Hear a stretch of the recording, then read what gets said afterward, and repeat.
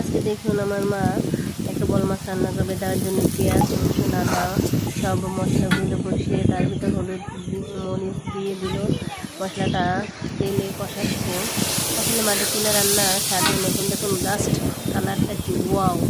আমরা গ্যাসের চুলা যতই রান্না করি না কেন এরকম কিন্তু হয় না। পরে ভেজে রাখা মাছগুলো দিয়ে দিল, সবগুলো মাছ দিয়ে দিল। বল মাছ, নদীর বল মাছ খেতে কিন্তু খুব মজা হয়, খুব টেস্টি। মাছটা কিন্তু খুব ভালো লাগে খেতে। আর যদি মাছটা এরকম রান্না মায়ের হাতে রান্না সেই স্বাদ। মা সবগুলো মাছ দিয়ে দিয়েছে, নিচে হাত থেকে গুছিয়ে নিচ্ছে।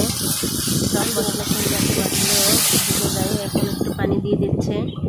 পানিটা দেওয়ার পরে মা হালকা করে নাড়াচাড়া করে দিলে পানি দিলে পরিমাণ মতো পানি দিল। আপনার দেখে যাচ্ছে কী কালার, সেই সুন্দর কালার হয়েছে।